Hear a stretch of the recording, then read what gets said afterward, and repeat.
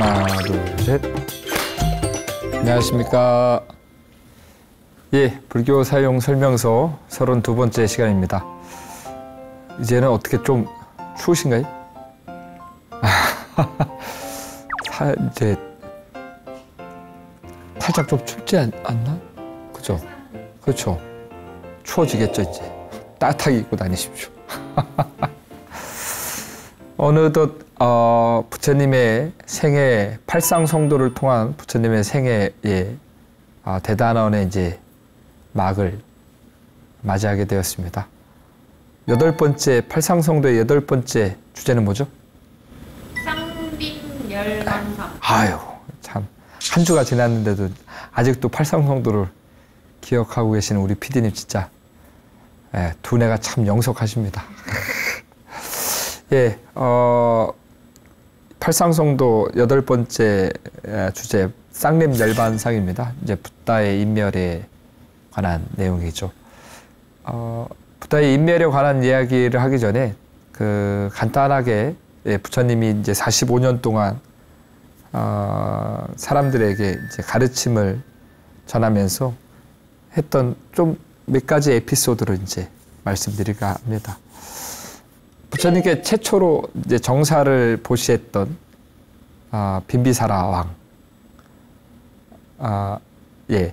그때 부처님께서, 붓다께서 이제 있었던 인도의 그 분위기는 중국의 이제 춘추전국 시대 같은, 예, 각 나라들이 이제 크고 작은 나라들이 이제 분열돼 있던 그런 형태였습니다.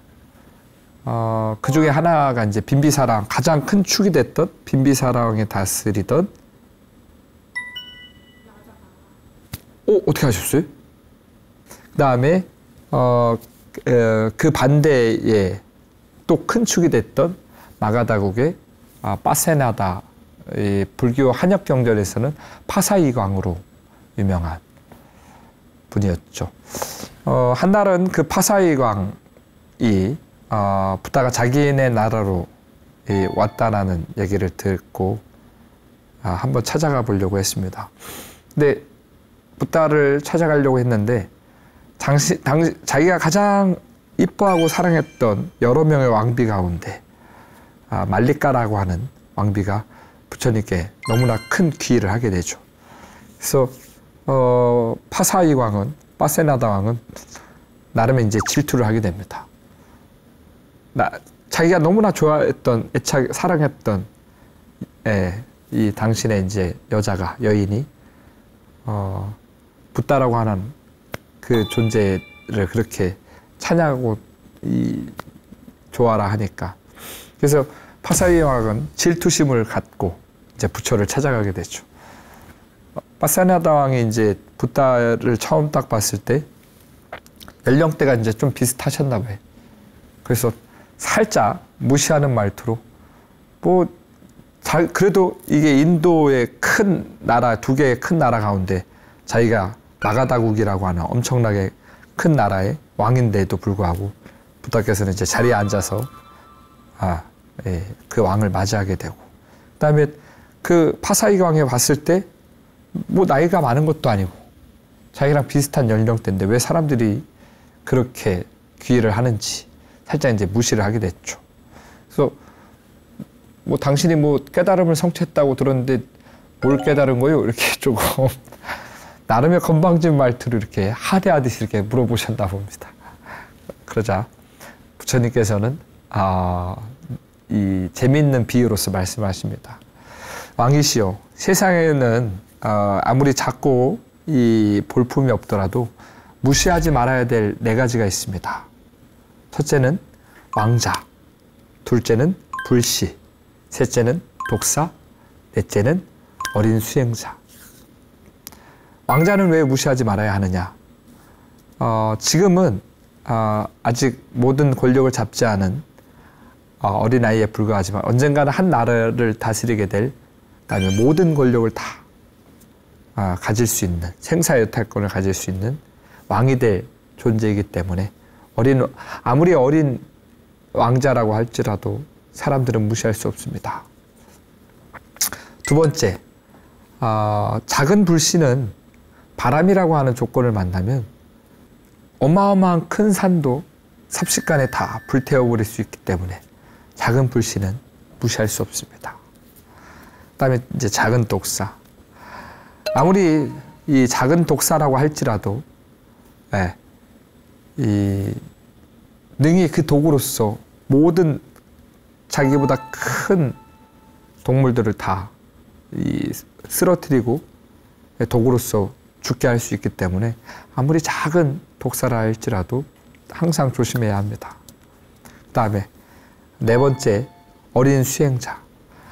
어린 수행자지만 바른 가르침과 바른 수행을 통해서 마땅히 공양받아 마땅할 아라한을 성취할 수 있기 때문에 어린 수행자도 무시할 수 없습니다.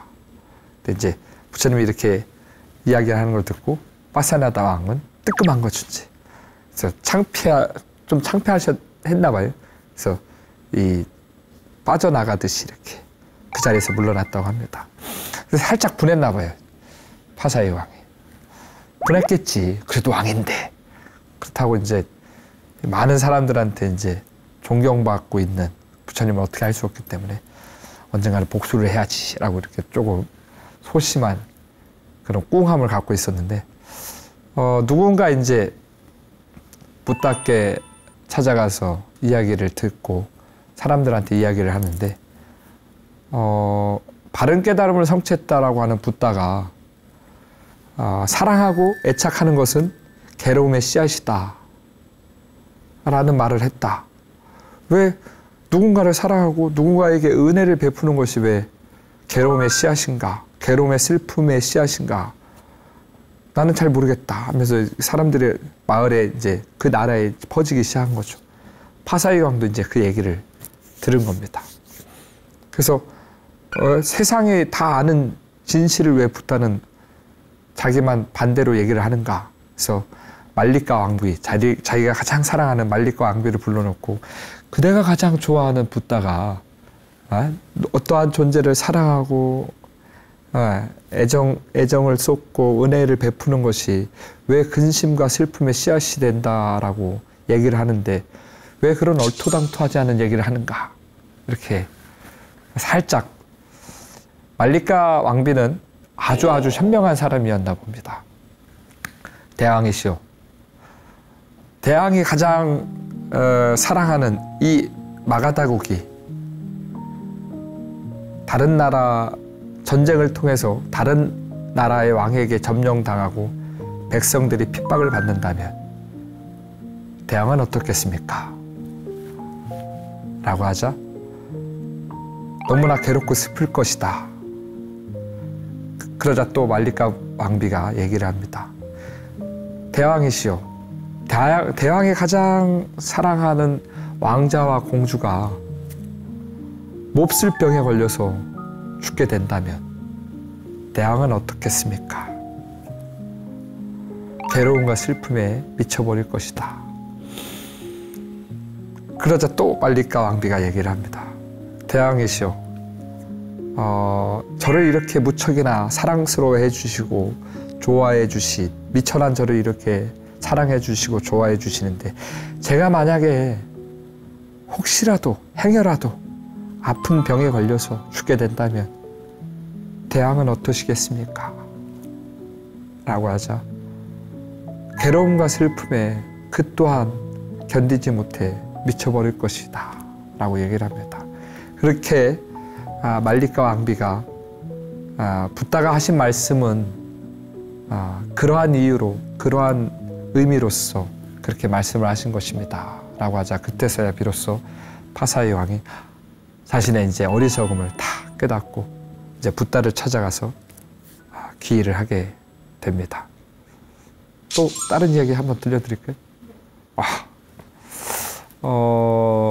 부처님의 제자 가운데 많은 제자들이 이제 있었죠. 저번 시간에도 말했듯이 카사파 사명제 1000명의 이제 그 집단과 사리불존자와 목련존자를 따르던 그 200명의 집단, 뿐만 아니라 이제 45년간 전법 활동을 하면서 많은 제자들이 이제 출가를 하게 됩니다. 그 가운데 이제 다양한 직업군이 있었겠죠. 그 다음에 다양한 계층도 있었을 것입니다. 인도는 계급 사회다. 그때 당시는 너무나 철저한 계급 사회였죠. 카스트라고 하는 가장 상위층의 계급인 이제 브라만이라고 하는 계급, 크샤트리아라고 하는 계급, 이 둘의 계급뿐만 아니라 정말로 그 계급을 넘어선 이 어떻게 보면은 이제 상인 집단이었던 이제 바이샤의 집단과 그다음에 노예 계급이었던 이 수드라의 집단, 그런 하층민의 계급까지도 이제 출가자로서 받아들이게 되죠. 근데 카스트에도 들어가지 못하는 계급이 있었습니다. 카스트 제도라고 하는 것은 이 인도의 전통 계급 제도였기 때문에 신에게 제사를 지내는 그 존재 형태인 거죠. 브라마는 신의 찬송을 부르고 크샤트리아는 그 신에게 제사를 지낼 때 주변을 보호하고, 바이샤는 신에게 제사를 지내는 이제 음식이나 곡물을 준비하고, 수두라는 신에게 제사를 지내는 잡다한 일을 하는 그런 이 계급 사회가 이제 카스트 제도인데, 그 계급에 들어가지, 그 제도에 들어가지 못하는 사람들이 있었죠. 불가촉 천민이라고 하는, 정말로 그 사람들은 감히 이제 카스트에 포함되어 있는 사람들과 접촉을 해서는 안 될 사람들이었죠. 부다 당시 이제 오물을 치우던, 흔히 말로는 이제 똥을 치우던, 변소를 치우던 니디라고 하는 이 사람이 있었습니다. 이제 사람들과 부딪히지 않으려고 이게 지게를 지고, 똥지게를 지고 가고 있는데 그만 발을 헛디뎌서 그 지게가 이제 엎어지게 되고, 그 오물이 이제 부처님의 가사에 묻게 되죠. 가사에도 묻고 몸에도 묻게 되죠. 그래서 그 니디라고 하는 그 사람은 너무나 걱정과 이 공포와 죄송스러움에 이제 어쩔 줄 몰라 하는 상황이었는데, 부다께서는 니디의 딱 손을 잡고 강물로 데리고 가십니다. 그러면서 이제 자신의 몸도 씻고 니디의 몸도 씻어주려고 하죠. 근데 불가촉 천민이라고 하는 그 존재들은 카스트에 포함되어 있는 사람들과 접촉을 해서도 안 됩니다. 침을 땅에 뱉어서도 안 되고, 그래서 항상 오물통을 들고 다녔고, 땅에 자신의 발자국도 남겨서는 안 됐기 때문에 뒤에 이제 빗자루 같은 것도 매달아서 자기가 걸어가던 그 발자국도 자연스럽게 그 뒤에 있는 빗자루가 이렇게 매달려 있는 빗자루가 그 발자국을 지우는 그런 정도의, 그러니까 어떻게 보면은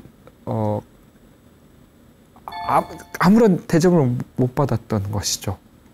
그때 당시에 부처님께서 니디의 몸을 이제 닦아주려고 하자, 니디가 자신의 몸은 너무나 더럽고 불결하다라고 하자, 부처님께서는 너의 옷과 너의 신체는 전혀 더럽지 않다. 너의 마음은 누구보다 깨끗하다. 마치 진흙 속에서 연꽃이 피어나듯이 그대의 마음은 세상 그 어느 누구보다 깨끗한 마음을 지니고 있다라고 이렇게 얘기를 하면서 니디의 몸을 씻겨줍니다. 감목한 니디는 이 붓다에게 이제 얘기를 하죠. 저도 부처님 밑에서 출가해서 공부를 할 수 있습니까? 라고 하자 붓다께서는 오라. 그대도 마땅히 나의 가르침을 통해서 바른 깨달음을 성취할 수 있다.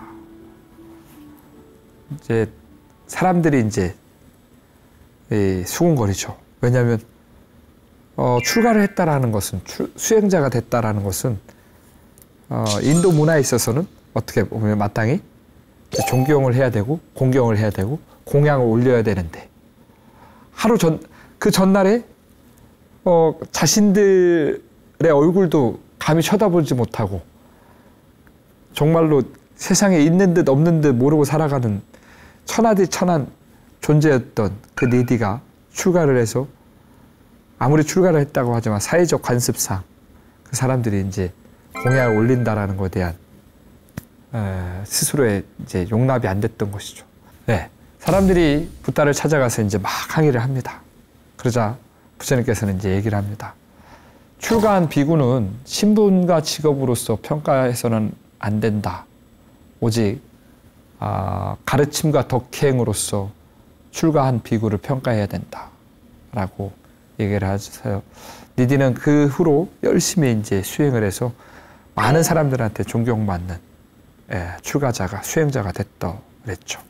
그렇게 부처님께서는 이 45년 동안 이 다양한 방법을 통해서 다양한 그에 맞는 사람들, 각자의 사람들에 맞는 때로는 비유로서, 때로는 이야기로서, 때로는 바른 가르침으로서 각자에 맞는 그런 이제 법을 굴리시면서 많은 사람들, 많은 제자들에게 이야기를 나누죠. 그렇게 부처님께서는 45년 동안 이제 이 많은 제자들과 함께 많은 사람들에게 깨달음을 전해줬죠. 그러다 어느덧 이제 나이가 80이 되십니다. 부처님의 시자였던 아난존자는 부처님의 나이가 80이 되고 나서 노쇠짐을 보고 그 다음에 병환이 깊어지는 것을 보고 막 걱정을 합니다. 이러다 부다께서 그냥 갑자기 돌아가시면 어떻게 될까? 갑자기 인멸에 들어가면 어떻게 될까? 그러자 그런 걱정을 하다가 아난이 이제 부처님을 보고 이런 생각을 갑자기 떠오르면서 안도를 하게 됩니다. 부처님께서는 우리 승가에게 아무런 말도 하지 않고 가시지 않을 존재이실 것이다 라고 하면서 부처님께 세존이시여 세존이 갑작스럽게 돌아가시면 어떨까 하고 걱정을 했는데 세존은 그럴 뿐이 아니라고 저는 확신을 합니다. 아무런 이야기를 하지 않고 갑자기 인멸에 들지 않을 것입니다 라고 저는 확신을 해서 그때야 비로소 안도가 되었습니다 라고 아난이 이제 부처님께 얘기를 하죠. 그러자 부처님께서는 아난 존재에게 말을 합니다. 아난이여, 승가는 나에게 무엇을 원하는가? 나는 그대들에게 무엇인가 비밀스럽게 가르쳐주지 않은 것도 없고 주먹에 숨겨놓고 알려주지 않은 것도 없다. 나는 그대들에게 모든 것을 다 이야기를 했다 라고. 그래서 부처님께서는 아난 존재에게 그렇게 말씀하시면서 다시금 이제 이야기를 하십니다. 부처님께서는 그렇게 아난 존재에게 말씀하시면서 내 나이가 이미 80이다. 낡은 수레를 가죽끈으로 동여매서 끌고 가듯이 나 또한 이 노쇠해진 몸을 겨우 끌고 가고 있다. 그러자 아난이 슬퍼하면서 이제 부처님께 묻습니다. 그럼 저희는 누구를 의지해서 살아가야 합니까? 그러자 부처님께서는 스스로에 의지하고 법에 의지해서 바른 깨달음을 성취해라. 자등명 법등명하라 라고 이렇게 아난 존재에게 말을 하십니다. 그러면서 이제 마지막 인멸의 준비를 하십니다. 그러면서 부처님께서는 아난에게 마지막 인멸의 준비를 위해서 외살리로 마지막 유행을 이제 떠나게 됩니다. 외살리에 도착해서 대장장이 쭌다라고 하는 대장장이가 부처님과 부처님 승가에 이제 공양을 올리고 싶어 합니다. 그래서 이제 마지막 공양을 준비해서 이제 올리게 되죠. 부처님께서는 이제 그 공양을 드시고 나서 이 쭌다가 올린 공양을 다른 비구들에게 주지 말라라고 하십니다. 그 음식을 이제 다 버리게 되죠.